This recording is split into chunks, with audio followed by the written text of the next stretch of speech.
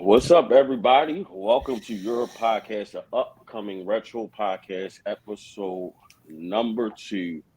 I am the video game Votary, and my fellow co-hosts. Introduce yourselves. Hey guys, I'm AK Games. Nice to talk to you guys this week. Or talk with you guys this week, I should say.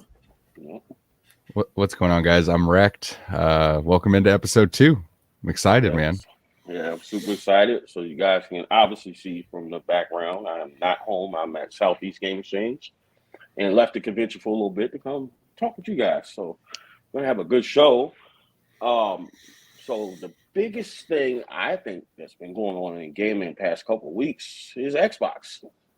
You guys can tell from the title and from the thumbnail, Xbox is over. And I said kinda. So the reasoning behind that, you haven't known or you haven't seen, Xbox is bringing Game Pass to Fire TV. So what that means, you don't even need a $500 or $300 console anymore to enjoy Xbox Game Pass. So I want to know, AK Games, what do you think about that? I think it's a huge move, to be honest. I mean, they're pretty much cutting out the middleman of, people buying, a few $100 console. I think that's innovative and that's really good because, that gets more people, introduced to, playing these games and stuff like that for a very low cost. So my biggest concern though is like, how is the performance gonna be? Like, Yeah. yeah, how is it gonna work? I mean, because you're gonna play it on the Fire Stick, and I imagine that it's not gonna be, that powerful. So I'm just curious to see, like, when it comes out, like, how's it gonna look? How's it gonna play and stuff like that. But I think the initial idea is amazing, 100%. Yeah, I definitely agree with that. Rec, what do you think? So, question. I've had this thing forever in my house, and it's unopened. It's brand new. It'll play on this thing? Is that what this is? Yeah, I mean for right now, but what I'm thinking is because obviously you can download apps for it, and they do have storage. So what I'm thinking is going to happen is they're going to make a stronger Fire Stick. Okay, so as of right now, though, this is the Fire Stick we're talking about, though. That's right. Yep. Either that, or if you have the Fire TV, where that the application's built in. So so it's kind of like a Roku TV or whatever, but made by Amazon. So how would you hook a controller to this thing? Like, is there like an option on the Fire Stick? Like, it must be some kind of Bluetooth option. That's why I'm curious when it comes out. I might have to test that and maybe do like a short video on that or something, because I have one. I've had this thing in my house for over a year and I've never opened it because I've always had Roku. So, honestly, I think it's great for the consumer because it makes Game Pass more accessible to more people at a cheaper cost. I think it's a terrible idea if Xbox wanted any chance of building a brand or selling consoles, because why would anybody go out and spend $500 on an Xbox Series X when I could buy a Fire TV or a Fire Stick? Totally agree. It's one of those things where I don't think Xbox is really I don't think they really care about their consoles the way that the other big companies do, like Nintendo or PlayStation. To be honest, dude, I just at this point in the game, I don't really see a point in owning a Series X or a Series S if you're able to play Game Pass on literally everything. And I know that Phil Spencer has talked about the fact that, like, if they don't hit a certain number in Game Pass subscribers by 2026, they're going to have to rethink the whole thing. And so they're just trying anything at this point to get Game Pass in more people's houses. And I don't know, man, as a brand, as a console manufacturer, I don't know how smart that is, because as a casual consumer that wants to play video games, I would rather buy a $50 Fire TV stick than go out and buy a $500 console, especially if they can get it to run right. I mean, if you have good enough Wi-Fi, I mean, if it's comparable and it's a decent gaming experience, why would you buy an Xbox at this point? I mean, they don't have exclusives that are worth a damn. I'm sorry, Starfield. As a Bethesda fan, it's like that was a huge letdown for me. So it's like, if I'm a gamer, I'm going with the Switch or I'm going with the PS5. Yeah. For sure. So, and if you own a PC, then I still don't see the point in owning an Xbox if you have a gaming PC, because Game Pass is on there as well. So I don't know what Xbox is thinking. I think they're just trying to sell subscriptions to their service, and that's it. Yeah. So my opinion, I agree with AK. I think it's a brilliant idea. And if you look at what people were saying, like Phil Spencer, like they took losses on every one of their consoles, right? So that was never.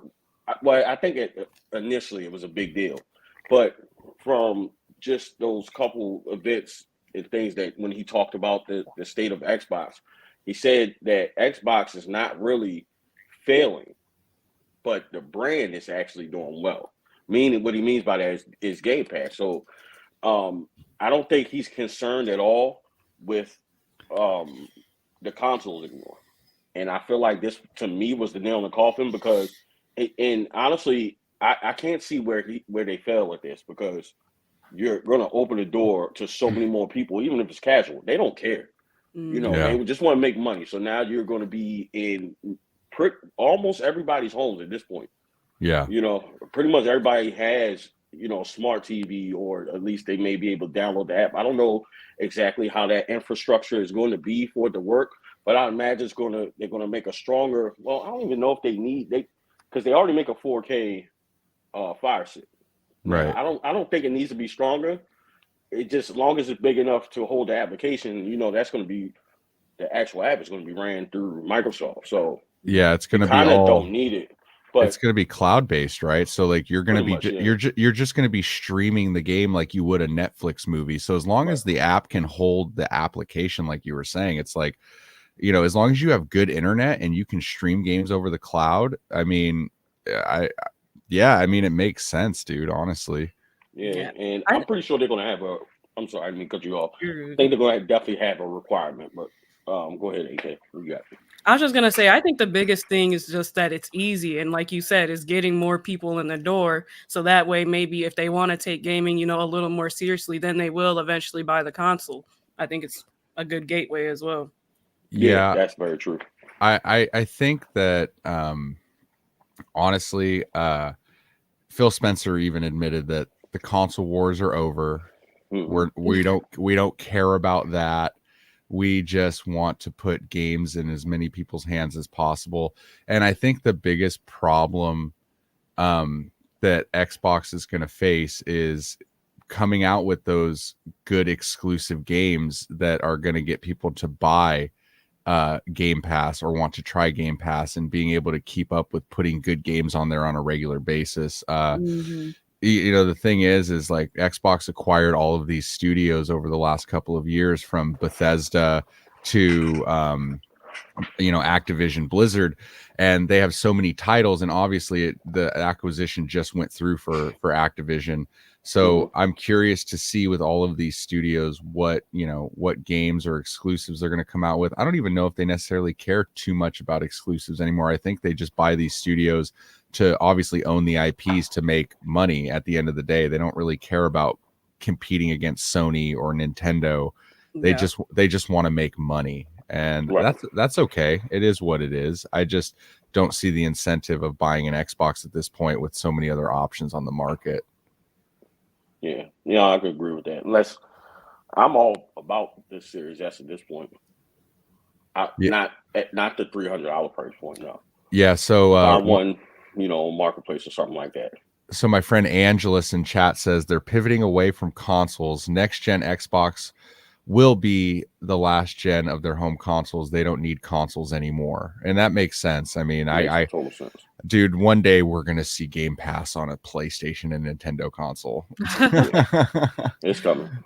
So I know they also recently bought, you know, the Call of Duty franchise too. I know that was a very big scandal that happened because, you know, everybody was scared that like Call of Duty was not going to be on PlayStation anymore and all that stuff. But now that it's kind of seems like they're kind of taking their focus away from console, like I wonder how that's going to affect like that franchise Well, that's I know. heavily on console. Well, I know that they had to make a deal when acquiring Activision about Call of Duty. I know Sony was like freaking out about that because that's one of their biggest franchises that they Yeah. sell on their console.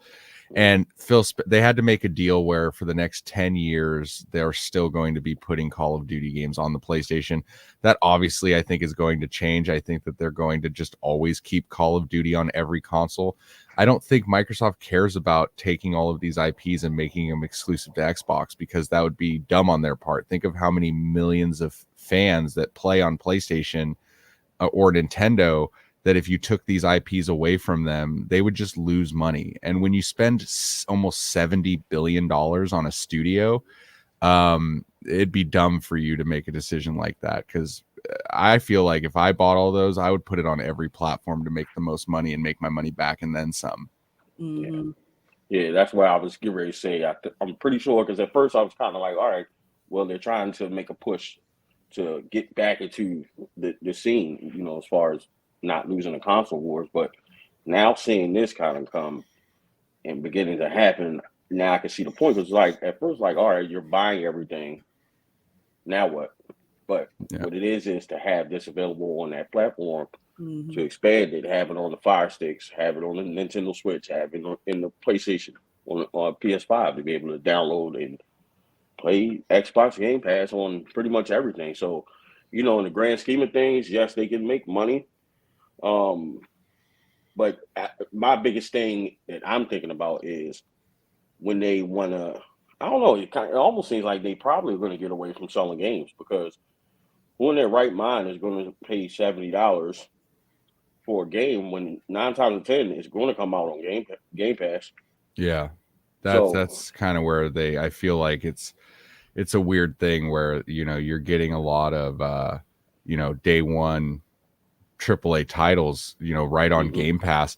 I think that if they don't start selling enough subscriptions to make it viable, I think that's going to change. I think it's going to come to a point in the future if they don't start selling more subscriptions that these big AAA first party titles will no longer be day one Game Pass, you know, games. I think that they're, you know, I don't know how many how many Call of Duties you're going to get day one on Game Pass, right? They're going to lose out on a lot of money by doing that, and I don't know how smart that would be for them to do. Yeah. But one point you brought up that I thought made a lot of sense in this franchise that I play, Call of Duty. Like, how is that going to affect the Xbox players when in terms of Game Pass, like being on like the Fire Stick and stuff like that? Like, you know, streaming the game is one thing, but streaming first person shooter game online on top of that, AK, what you think about that? That's exactly my point when I, you know, brought up the Call of Duty, you know, point when they bought it and stuff. Like, how is that gonna look streaming? Because I mean, honestly, like I would play that a lot on like PS5 stream, and it barely works. Like you have to get like really good internet to be able to stream while playing a first-person shooter game. So I just don't think it's gonna work that good. And I don't think it's gonna work how they think it's gonna work. Yeah. What do you think about that, Rick? Well, you know, a lot of people complain about cloud gaming as it is because it's not perfect. And again, if you don't have top-notch internet, it's not going to stream as well as you would want. And the thing is when you are playing a first-person shooter like a Call of Duty, every frame matters. Like if you're playing a game like Fortnite or any type of competitive shooting game, it's if you're even with top-notch internet, cloud gaming is still not where they want it to be. Right. I remember when I don't remember if it was Nintendo or if it was one of the consoles when they came out with Kingdom Hearts, but it was cloud gaming only. I think you can only play them over the cloud, and they ran terribly. I want to say it was the Switch, but I could be wrong. So cloud gaming's not quite where they want it to be. But you know what, dude? Will it run just fine? Yeah. So somebody in chat, my buddy Ange, says it was on the Switch, where they, you know, when you bought Kingdom Hearts, it was through the cloud that you were playing it, and it ran like garbage. Um, Yeah. so I mean, Wow. I would never play a competitive shooter. If I really gave a damn about my performance, I would never play it over cloud streaming. Not yet, Mhm. anyway. It's not quite there yet. Yeah. And as you guys were talking and making your points, it kind of made me think like I got a feeling like it's not even going to be available for the cloud base because if you think about how many updates Call of Duty has and Fortnite Ugh. has on the regular. So you know, playing on cloud, not you're saving it to the cloud, but I'm like, how is that going to work? So I mean, it sounds like unless they put something together where they're able to do that, but that would be a lot versus you know, you logging in on your specific console, you're downloading, you know, your update for it. And but instead of that, now, you know, it's all based on Microsoft's network to control whoever, however many players they have on Mhm. there. So I don't know. I when it comes to that, I don't know how they're going to manage that, to be honest with you. But I think the thought process overall is a good idea to have more people just be exposed to Xbox. But they got a lot to figure out to get it to Mhm. work and work in the proper way that they wanted to in order to succeed. And with that announcement, makes me think I want to ask you guys, have either of you experienced the Netflix game? Netflix No. gaming. No, I haven't. I've seen it. I've heard about it. I've never tried it. I don't really know what's on there or what that entails, to be honest with you. I Yeah, so know. go ahead. Oh, sorry. I was just gonna say, I know I saw that Grand Theft Auto San Andreas was on there, and it really Hmm. piqued my interest. But it's like I don't know if I like trusted enough to try it because San Andreas is like one of the best GTA's. I don't know if that's an unpopular opinion or not, but I was really tempted to to try it. I mean, it's worth it. I haven't, but my buddy said he's tried it. So some kind of way, I guess you when you log into Netflix, you're able to go to a section for gaming, and then you download something, or it takes you to a certain place where you can, I guess, download it on your phone or whatever, and then you can play it on the TV, like or download to TV. I don't know exactly, but it's something along those lines. But Mhm. you know, it is available. It's been around now. I'd imagine Xbox probably swooping in and kind of taking that over, just to kind of, all right, look, we'll handle that part to make it easier for you. But I mean, you know, I'm curious now. I would definitely want to try that out just to see how it works, because that will kind of be, I think, a good indicator of how well the Game Pass is going to do. Yeah, I don't know how well Netflix will handle their gaming division, I guess, or whatever you want to call it, versus Microsoft. I don't know how good their servers are going to be. But, you know, I think everybody, I mean, dude, we're moving towards a digital age, right? Like, we're already almost there. Like, physical media is dying. And as collectors, it kind of sucks for all of us, you know. Mhm.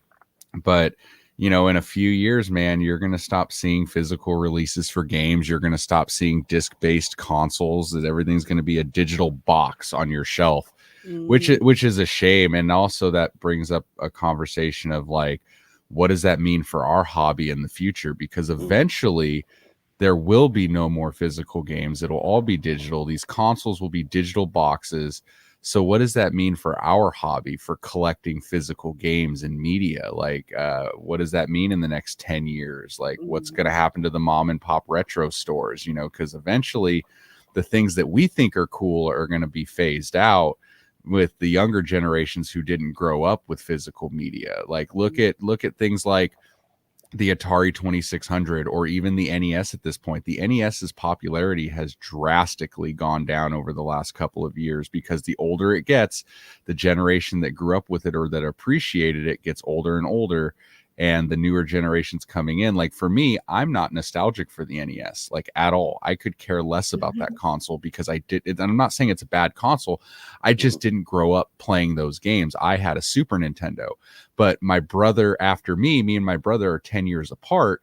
My brother was born in 2001. He could care less about the Super Nintendo or the N64 or the PlayStation 1. His first console that he played was the original Xbox and the PS2 and the GameCube. Like those Mhm. were, but he was really young then. So like his real memories of gaming was like the 360 and the PS3 and the Wii.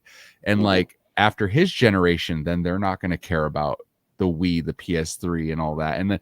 And so like 10, 15 years from now, you're going to have a generation where it's like, well, oh man, I remember growing up and I was playing Fortnite on my PS5, and it's like, damn, dude, like what's going to happen to physical media? It's going to be a relic of the past. And it's kind of sad. It's kind of scary to think about, because what does that mean for all the retro stores that we love to shop at? Like, what does that mean when it comes to a point where the younger kids, they don't care?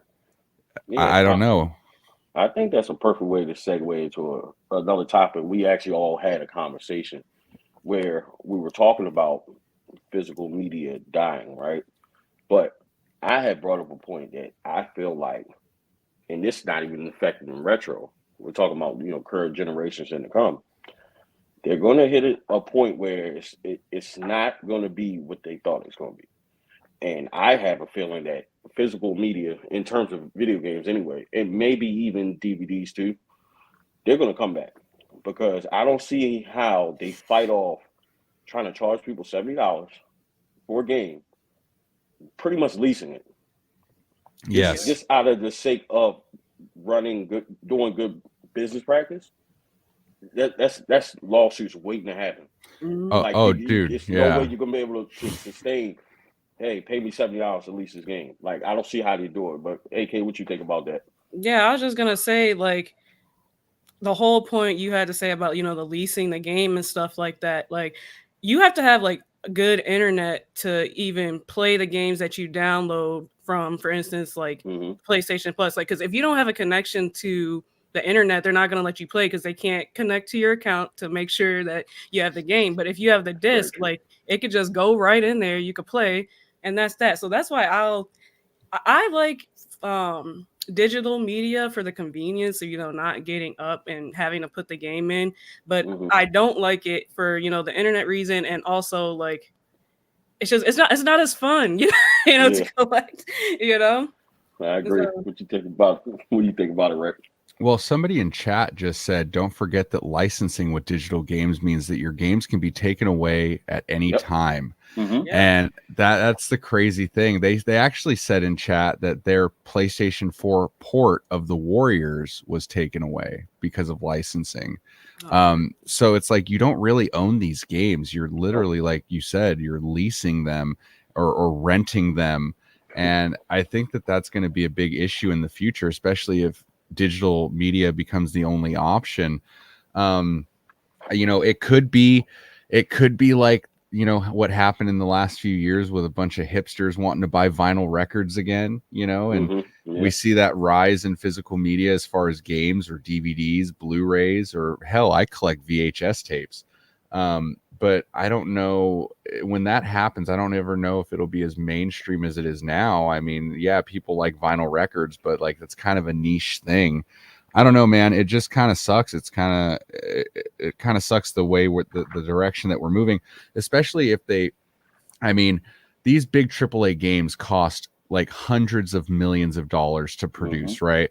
So I don't see them ever willingly charging less, even for the fact that it is digital, which I think a physical copy should be $70 and a digital only copy should be much cheaper, because think of all the money you're saving from not printing a box and printing a manual and pressing a disc, and like, you know what I mean? Like, you're not spending as much to do that. So I don't understand, but again, they're a greedy corporation who's going to charge $70 regardless. And most kids nowadays don't care. They're like, oh, the new Call of Duty is out, or oh, the new Forza is out. I'm just going to buy it digitally because I don't care about discs. Now, I will say there is some hope. When I was at SoCal with you, I saw it was cool. I saw it quite a bit throughout the show, but one that stuck out to me was I was at a booth, and these two young kids were walking through the booth, and they had to be like 10 years old, maybe 12 at the most. And the one kid was showing his friend, he goes, oh man, look, they got a Virtual Boy, or oh man, look, they got an original Game Boy. And I'm like, dude, you're like 12. Like, this is awesome. Like, this gives me hope. It's like, how do you know what a Virtual Boy is, dude? Like, you're 12. And like that's kind of cool to get to see that still, that I noticed that some kids are being raised right by their parents. Absolutely. Yeah, that's a good topic because even here I met MSX Retro, right? So she's here with her kids and her husband, and she was telling me like what they're into and stuff like that. So I think we look at it because we're in the hobby. We're like, all right, this is big. We have these conventions, right? But on grand scheme of things, looking in, we're in a niche, small, right? So I think you're gonna have. It may not be as many, but I mean, we never know. So there's going to be somebody that's going to carry that torch, right? Yeah. And even the old mom and pop stores, there's still going to be old mom and pop stores. Like the name of this podcast, Upcoming Retro, their stuff is going to become retro too. So it's Yeah. all now. I think over time, like I think it's going to be like a funny area, like as far as especially I would imagine probably after the next console. But even that's kind of up for debate. We think like the next generation is going to be the last of physical media, but Nintendo had no talks of any of that yet at all. Yeah, So Nintendo will be the last ones to do it if they ever do it. if they ever do it, Yeah. if they ever do it, they march to the beat of their own drum. And people will buy, dude, and the Switch has proven that people will buy physical games still. Like out of any console, dude, the Switch proved that people still want a physical box and a cartridge. Like they're killing it. They're gonna probably become the number one selling console of all time. Like or they're gonna get so damn close to the PS2, but I think that they're gonna pass the PS2. And I love collecting physical Switch games. Like I do. And I like the fact that a lot of the games, the full game is on the cartridge. Whereas like even if you're buying physical media for the Xbox or the PS5, it's not the full game. It's like an unlock code, right? That's basically that's what it is. You buy $70 disc, you pop the disc in, and you still need online because you use it basically a code that unlocks the game for you to download. So you're not even getting the full game anymore. You might get like 1 or 2 or a couple gigabytes of data on a disc, and the other 150 gigabytes for Call of Duty is on the damn cloud or online anyway, digitally. So I mean, I think it's just a visual thing for us, like older people that are like, well, it's still a physical disc, but is it really? Like it's not one of those things where it's like the actual game is on there, but in our head we see it and it's like, well, we have the physical thing, but it's not really there. I don't know, man. Yeah.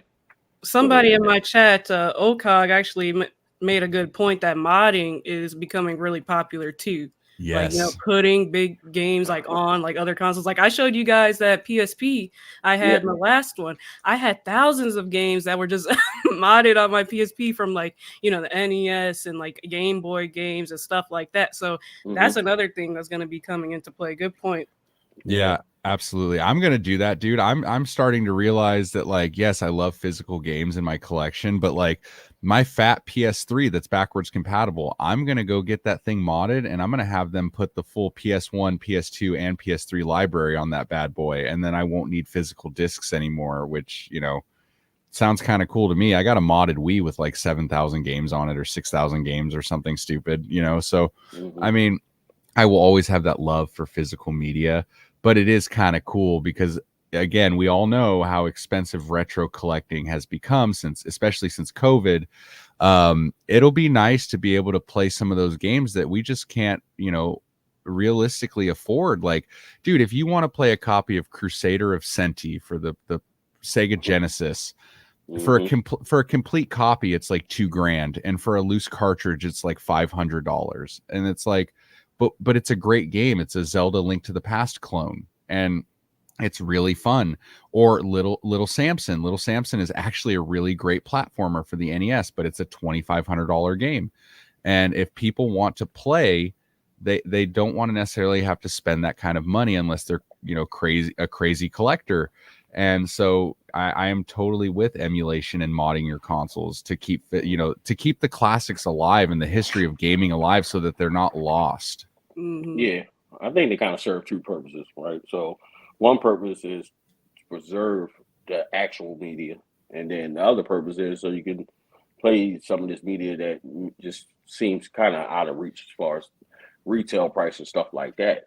But I don't know. It's kind of hard seeing where I guess collecting will go, especially when they. Well, that's the thing. Everybody's expecting everyone to not do physical media. Like I said, Nintendo has no mention of it. So with that, you kind of don't know. And then what I feel like with those snags, I don't see where they able to sustain. And when you guys were talking, it made me think of a point, and I wanted to ask you guys what you thought about it. Like when Rec was talking about that this only having like 2 gigabytes worth of data on it, right? So Yeah. we always got to download.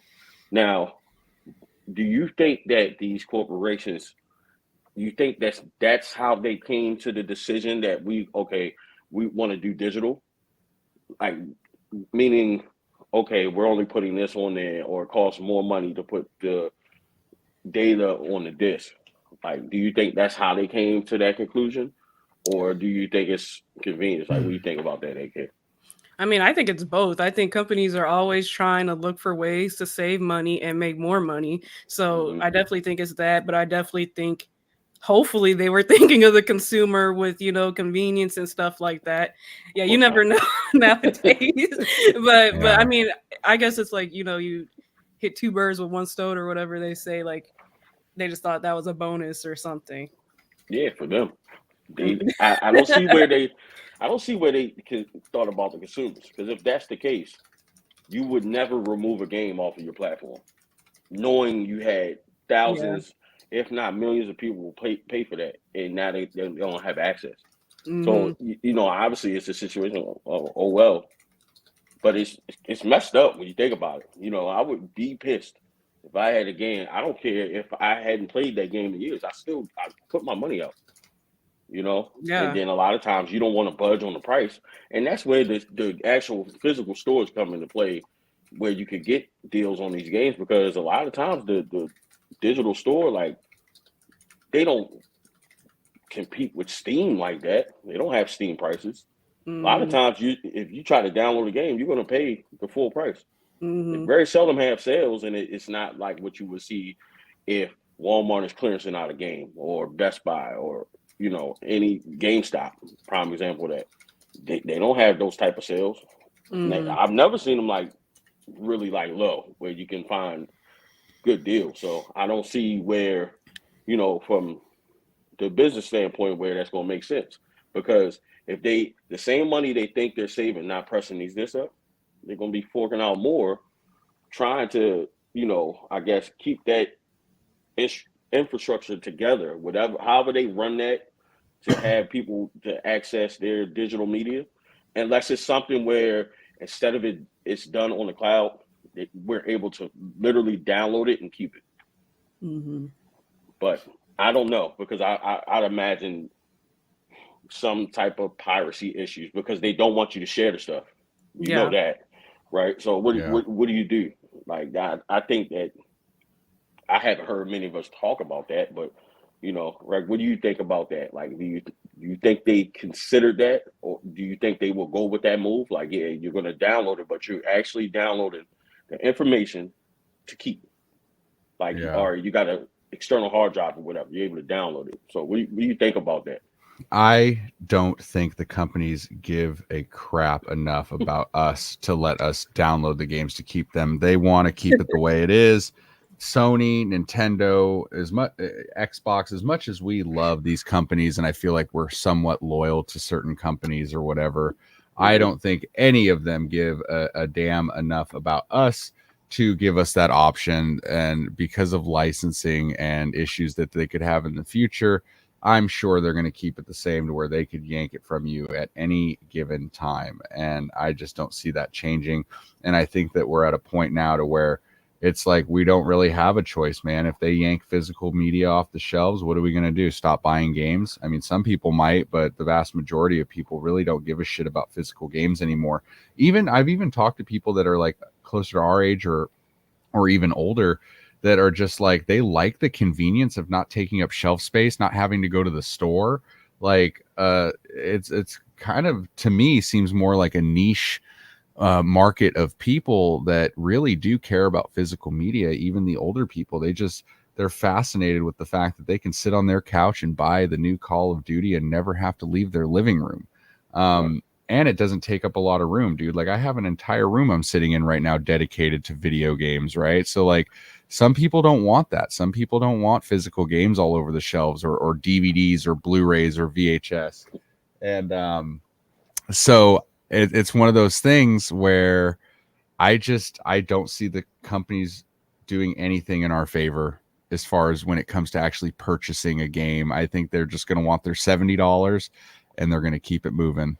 Yeah, which is unfortunate. That's super unfortunate. You got any thoughts on that, AK?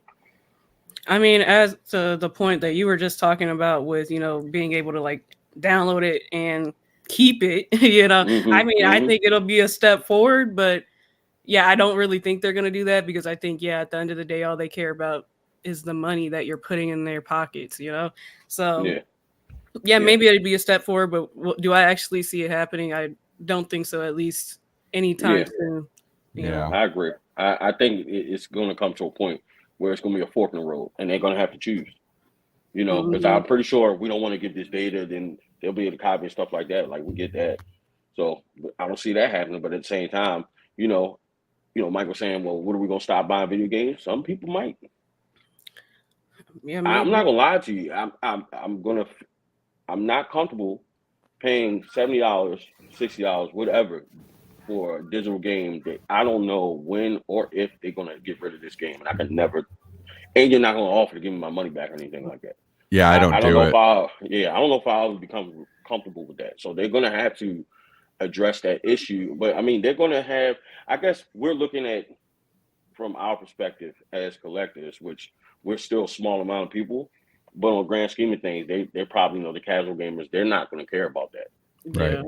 Right. And prices just keep going up too, because I know you guys heard about, GTA 6 coming out, and they're trying to price that, at like 100 or something, at least from what I hear, because I guess they're now trying to like price it based on like the hour of gameplay that you have, or like how many hours or something. But they're a huge company and they put a lot in their games, and a lot of people would be willing to pay that much. But it's like, I feel like it's gonna be like, a trickle effect. Like if they're gonna start charging that much for games, I feel like now everybody else is gonna think that, oh yeah, we could charge $100 because they did it. But it's like they're not gonna have nearly as good of games that Rockstar can come out with. Like what the heck, So and that's a good point, right?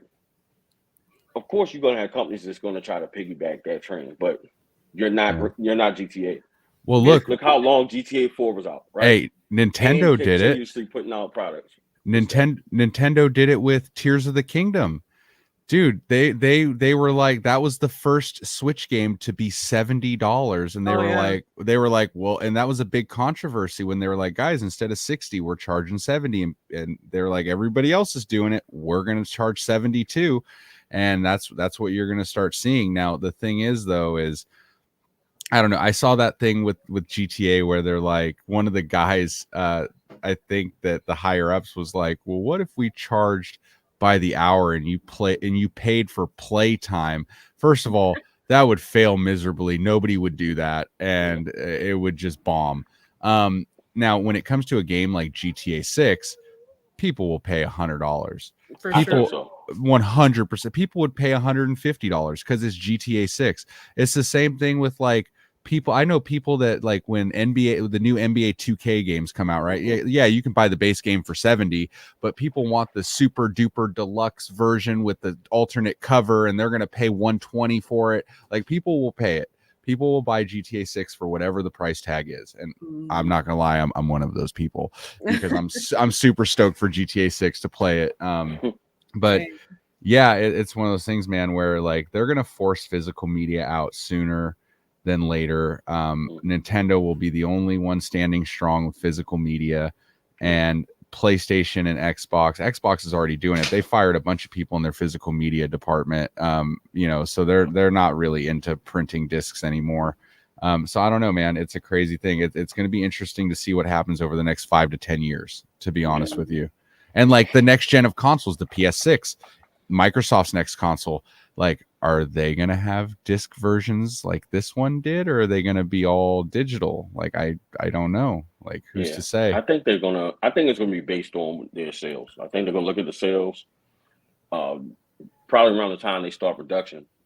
Yeah. Just deciding like, is this something that we should move forward with, or should we just wait? I think people are they're probably jumping the gun. Like, we see trends, but when it comes to business, we might see numbers, and we may not understand those numbers because we're not the business. But with that being said, let's segue into our show and tell segment of the podcast, where we Yes. show some recent pickups that we all had during the week. And I'll start because I'm obviously here at Southeast Game Exchange. So you guys are going to see these like super duper early, like first, like exclusive. So picked up this for the DS, very popular franchise. We got Castlevania, Dawn of Sorrow. Great game. Castlevania series is excellent. So I picked that up. Picked up another Castlevania game, Order of Ecclesia, also for the DS. Oh, also, Marcus, let everybody know what you're doing and why you're buying all these DS games, man. Not yet. Not All yet. right. Can't give it away. The next thing I picked up was Castlevania Portrait of Ruin. Also got that. And another cool thing for conventions, probably everywhere else, picked up this little Game Boy like waste bag. No, That's So I cool. can kind of keep my money, but that's what I picked up. Who wants to go next? Go ahead, AK. Yeah, I can go. What you got? So I have to mention, I got Luigi's Mansion 2. I know you guys know, but I am loving this game. I love Luigi's Mansion because it's like scary vibes, but it's like not really scary. So love that. I don't really talk about Nintendo enough on my channel, so I'm glad I get to talk about it on the podcast. And then I picked up Beyond Two Souls Steelbook case or game, you know. So I played this before. I really love this game. It's one of those games where you can like make choices to like decide your future and stuff like that. So I'm really glad because I'm collecting, PS2 and PS3 stuff. So I pick up things here and there when I see them. But yeah, that's what console is that on? This is on PS3. The Beyond Two Souls PS3. Yeah. Okay. Yeah, that's my stuff. All right. We don't know where Mike. Oh, he's back. Okay.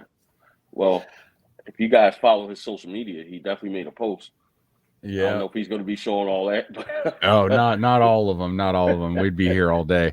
Go ahead, Mike. Take it away, bro. So I also picked up a copy of Luigi's Mansion 2.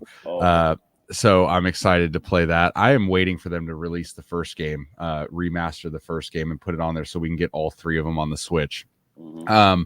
So I haven't played it yet, but it looks like a lot of fun. So you guys know, if you watch my channel, that I am going for the full North American PlayStation 2 set of over 1,800 games. And so we picked up some games in a trade. The video of that will be coming out soon because I picked up a lot more than this, but these are the real notable ones that I got the other day. So first up, we picked up Mobile Suit Gundam Zeonic Front. And then we picked up Gundam Federation vs. Zeon. Then we picked up Gundam Never Ending Tomorrow. Then we picked up Gundam Journey to Jaburo. I was never a huge Gundam fan growing up. I did like anime, but wasn't a huge fan of that. Then I got a copy of this Gun Griffin Blaze. This is a Working Designs game. Then I'm showing this one because it was kind of crazy because it did have a little bit of value. And that is Harry Potter and the Half-Blood Prince. This was actually value? Yeah, it was like a $25 game. Like, yeah, it shocked me. I was like, really? It's random. Then I picked up a copy of Ico for the PS2. I got Obscure, the Aftermath, which is the sequel to the first Obscure. So the first one's going to be the really expensive one. And then the two big ones that I picked up is I picked up Shadow Hearts. This one is From the New World. This is the third game. And then I also picked up Shadow Hearts, the first game. I have the second game, Covenant, already, so to be able to complete the set with these was awesome. These were the two big ones that I got in my trade. So a lot more PS2 games. I picked up like 142 PS2 games Wow. through a trade the other day. But these were the more notable titles that I got. So yeah, that's pretty much everything I've picked up in the last week or so. So Okay. Awesome. So you said you got 142 titles. Now let me ask you this. yes. Was that the biggest pickup that you had, like at one time? Was that the most games you ever bought at one time? No, the most I've ever bought at one time is I bought a lot of games off a lady. This was probably a year and a half ago, maybe. I bought like 400 games from her. Oh Wow. my God. Yeah, so and I bought a couple consoles and accessories and all kinds of stuff. Basically, her and her husband were cleaning out their house. They lived on this big property out in the middle of nowhere, about an hour from me. And my mom had sent me a Facebook Marketplace post, and my mom is adorable. She knows nothing about retro games, but anytime she sees something on Facebook, she sends me the link, and she doesn't know if it's a good deal or not, but she always sends me stuff like, is this a good one? Is this a good one? And this one actually ended up being a good one. There was a lady who posted on Facebook Marketplace where it was literally a entire bookshelf filled with PS2 games, and she was asking for $5 a game. And I was like, oh, dude, that's actually pretty good. I don't know what titles are in there, but it's worth checking out. So I messaged the lady. I drive an hour out there. It was nighttime, mind you. Like, I was like, is it okay if I come? It's already 7:00 at night. And she was like, oh, yeah, you're the first person to hit me up. So, yeah, come on out. I go and look at these PS2 games, dude, and there were so many great titles in there. And I was like, $5 a game. I took $100 with me. And I was like, because I didn't know how many I was going to buy. I was like, well, $100, I can get like 20 games at $5 a piece. Whatever, that's cool. Well, when I get there, I realized, man, these are some really awesome games. And they're like, oh yeah, we have more in the garage. And I'm like, really? I'm like, okay, can I look at those? They're like, yeah, we're selling everything, dude. They had Wii, NES, Super Nintendo, Wii U, PS4, PS3. Like, they had so much stuff. They had a CIB NES action set console. Like, they had a couple loose Xbox 360s and Wii's, and they're like, yeah, all of our kids grew up and this stuff just sits. And they were pushing me, please buy it all. Like, we'll give you a really good deal. Like, just, do you want it all? And I'm like, guys, I only brought $100. Let me just get these games for now and let me think about it. Well, I'm leaving their house and I call my dad and I'm like, Dad, they were just trying to give these games away. And he's like, well, do you think it was a good deal? And mind you, my dad also knows nothing about retro games.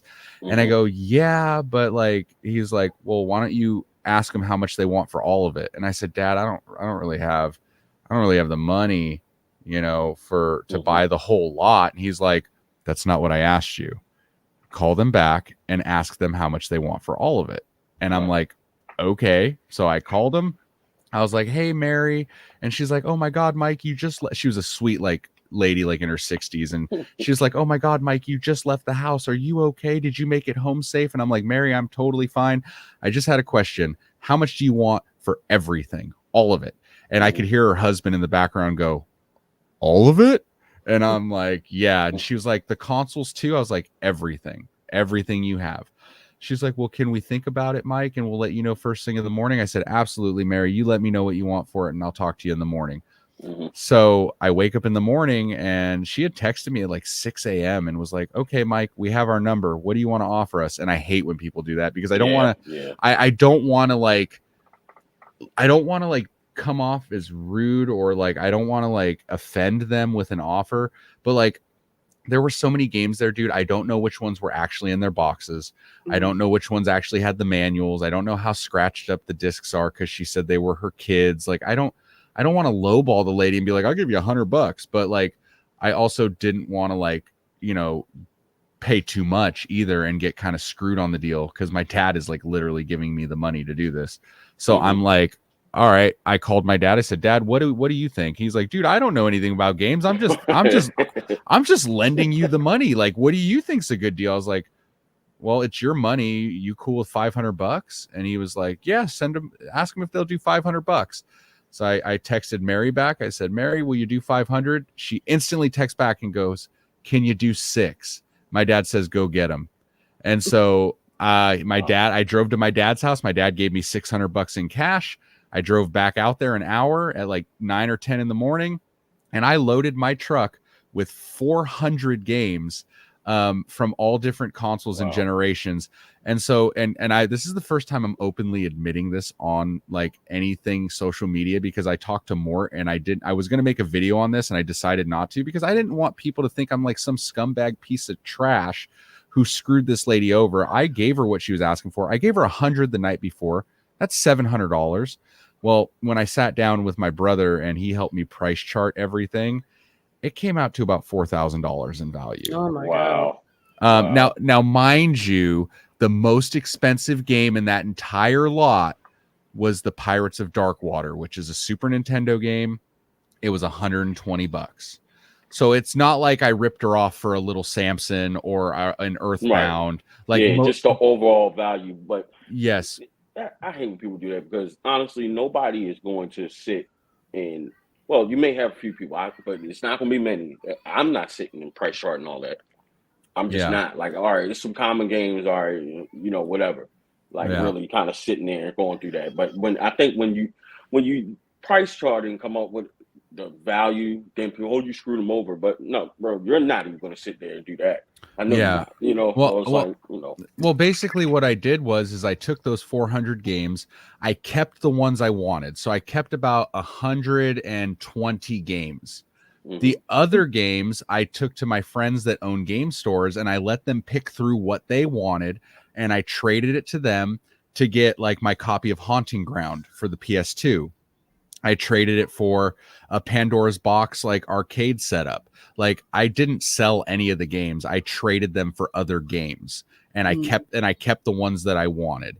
So I was happy with that. But like you said, dude, the most expensive game in that entire lot was $120. So it's not like I was sitting fat on like $300-$400 a piece games. Like most of the games were common titles in the $5 to $20 range was like the average price of these games. Like, there was a lot of sports, there was a lot of shovelware, you know what I mean? There was a lot of garbage in there that I wasn't going to keep. So, I mean, but that was the biggest trade. I know that was a long-winded story. That's the first time I've ever told that story on social media, because I didn't know how people would feel about that. You know what I mean? That's why I didn't make a video. They're like, you only gave her $700 and it was worth $4,000. I'm like, yeah, but I had 30 copies of Madden at $5 a piece. That's why it was $4,000.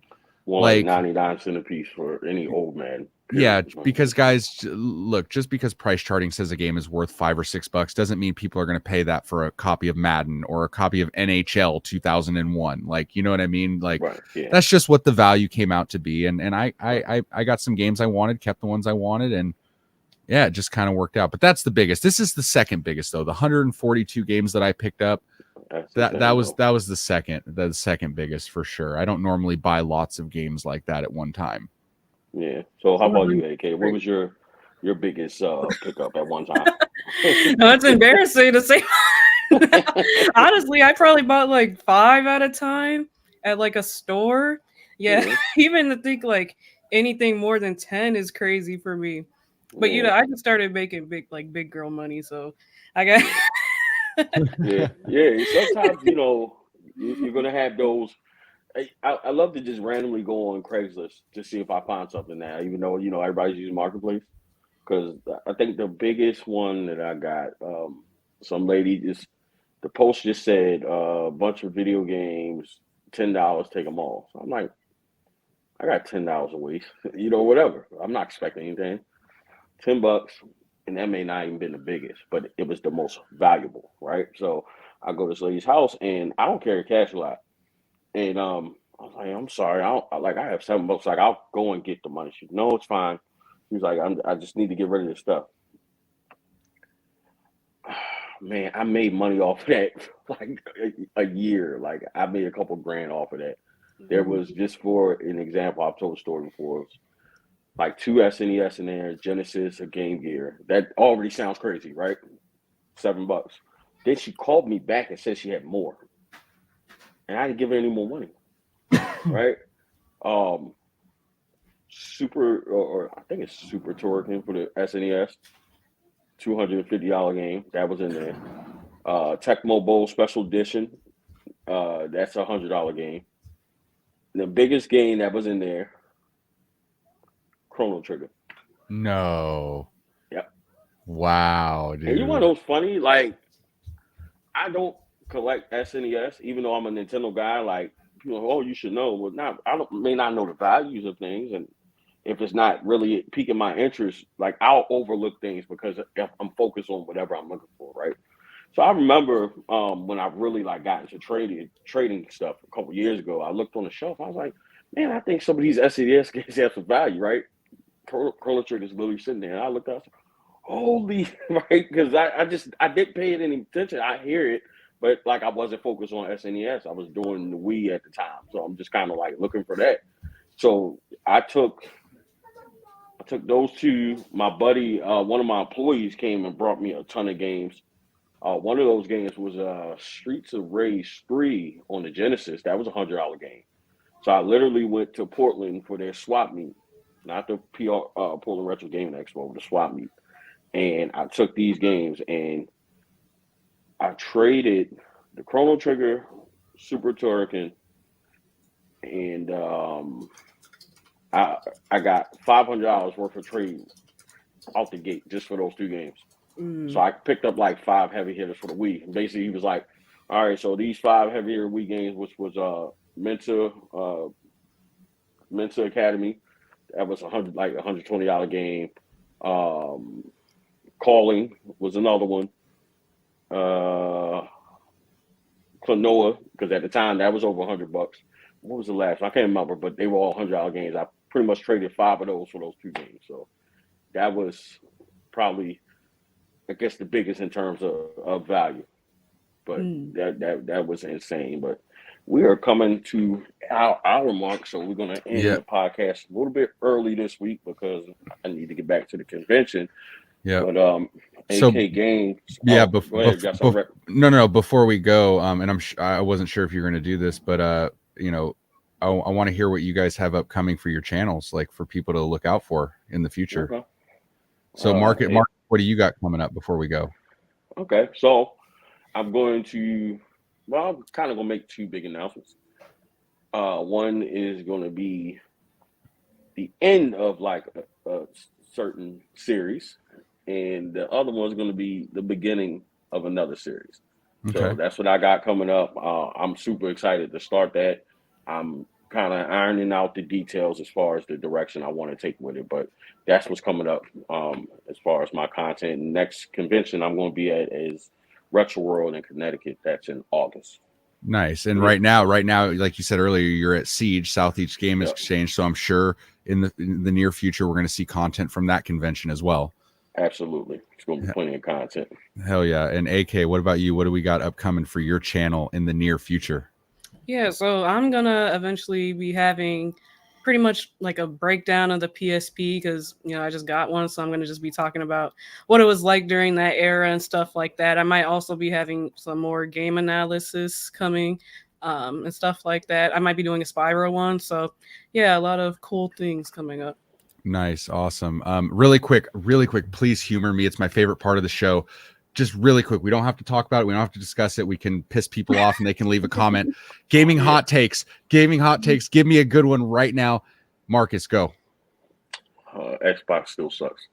All right. Well, I can't argue with that right now. AK, give me a great gaming hot take. Go. I don't like Crash Bandicoot. Oh, no.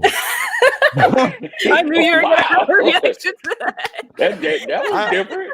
That's fighting words. I love Crash, dude. Wow. Okay. I think The Legend of Zelda Ocarina of Time and Final Fantasy VII are highly overrated and nowhere near the best in their franchises, bro. Like by far. Majora's Mask is better. With these hot bro, takes, straight up, Final Fantasy VII, Ocarina of Time, highly overrated. There are better games in those franchises. Look at this from the chat. Whoa. So basically what's coming up for my channel, guys, is I have the SoCal Gaming Expo video that's being being edited right now. So SoCal video's coming. I did a video at Fire and Ice Games, the largest game store in California, and that's part of my PS2 pursuit. I picked up a really big banger there. So that video's coming. That's 2 right there. The video where I just picked up 142 games is in the works. I have a video dropping today at 11 o'clock for the PS2 Pursuit. It's a real special one for me. So that's like 4 videos right there. Obviously the podcast, and I got some other stuff in the works. I've been really focusing heavy on the PS2 Pursuit and picking up as many PS2 games as I can for the full set. So other than that, yeah, it's really just going to be a big focus on the PS2 right now, you guys, whether it's short form pictures on Instagram and long form videos on YouTube. So that's what you got to look forward to coming from me. So yeah. Okay, awesome. So that is going to conclude episode 2 of your podcast, Upcoming Retro Podcast. We will see you guys next Sunday at 12 noon Eastern Standard Time. And 9 Pacific time. Later, guys. Have a good rest of your weekend, and we will talk very soon. Happy hunting, everybody. Later, people. Later, guys.